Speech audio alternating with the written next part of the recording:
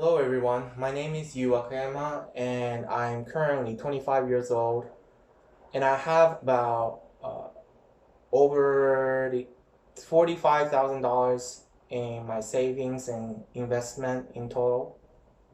So I'm good with money. So that's why I want to share my knowledge about the personal finance. Uh, so to get into the main topic, um, what are the best ways to use your stimulus check that you received? So, first of all, if you have any utility bills like rent to pay, you should do that first. And after doing that, and if you still have some money left over, then you want to pay back the high interest debt. High interest debt is a bad debt. There is good debt and bad debt. Good debt is debt that carries interest rate lower than 8%. Bad debt is debt that has uh, 8% or more debt interest rate is a bad debt. So good debt is the example is mortgage, car loans, student loans, those stuff, kind of stuff. Bad debt is a credit card debt, payday loan debt. Sometimes these kind of loans or debt has like 20 to like 50% interest rate. So you should definitely pay. If you have those kind of debt, you should definitely pay those back immediately. So after you pay back all that debt, or even if you don't have any debt, then that's great. So uh, what I recommend you to do is if you have that money uh, sitting in your home, then you should invest it. There's three ways to invest that money.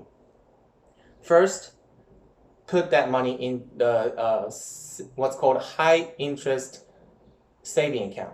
So that account, saving account, is when you open a bank, usually the online bank, then that has a high interest uh, rate for the money that you get. So, uh, for example, I have account was a Discover Bank, and I have a their high interest saving account, which used to have 1.8% annual rate. So that means if you put $1,000 in their account, then you get $18 back, or just in return after a year. So, but because of the current crisis, unfortunately, they had to lower the interest rate, and now they have about 1.15 interest rate, which is not the worst, but not the best. But putting money in the saving account is the safest way, and sometimes you can have some little bit of money on return. Second way to invest is invest in stocks or in index funds. Investing in stocks is a little bit riskier way than index funds, but I'm gonna explain the difference. So investing in stocks, so that means you buy an individual stock. If you buy an individual stock, that means you own a small percentage of the company. So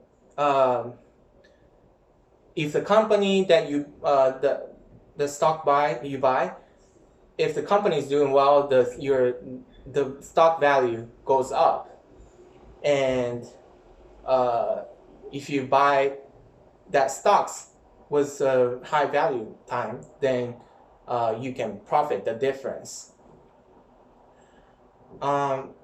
But the disadvantage of buying a stock is if you don't have any like knowledge about the company, and if you just buy it, then and if the company is not doing well, just bankrupted, then basically you lose that money. On the other hand, if you invest in index fund, this is a less riskier way because first of all, index fund is basically it's usually called like ETF, exchange trade funds, and what you can do is investing in index fund is investing your small amount of money like to the thousands of like many companies within that market. So that way you can reduce the risk because you're investing small amount but to the many different companies. So even if one company is not doing well, if the rest is doing well, then you won't be affected that much. So there's less chance of losing money with this investing methods. Investing index fund is passive way to invest it because you don't really have to do anything. Once you buy it, then they'll take care of the rest of it. So you just sit and just hold it for a long time. And index fund, if you look at the past records for about 50 years, consistently they yield 7 to 8% annually.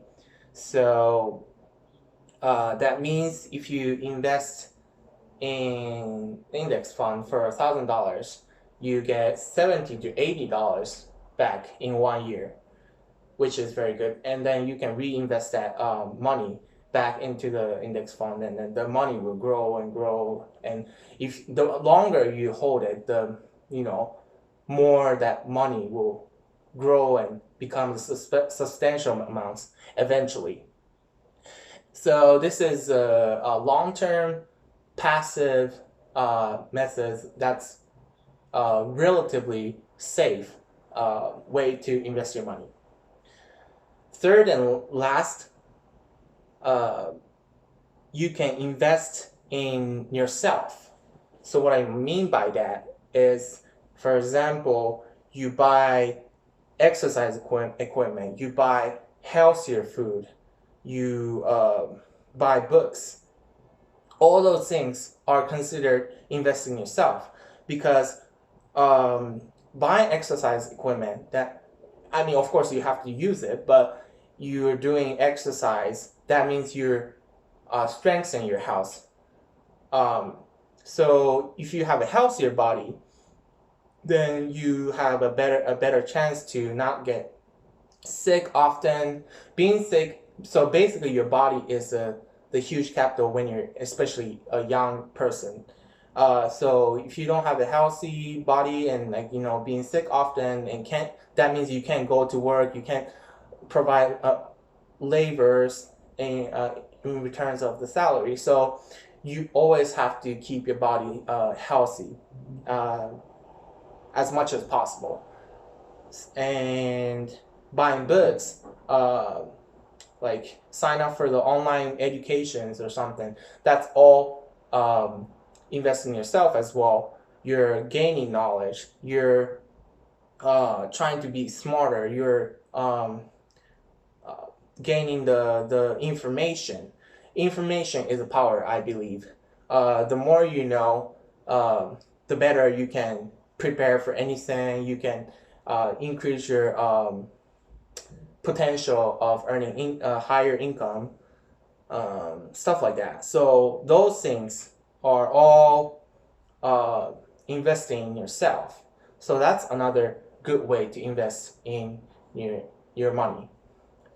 So that's it for today that I want to talk about. I hope this information is helpful to you, and if you like this video, then please hit the like button, and that will help me a lot for motivating creating this kind of content.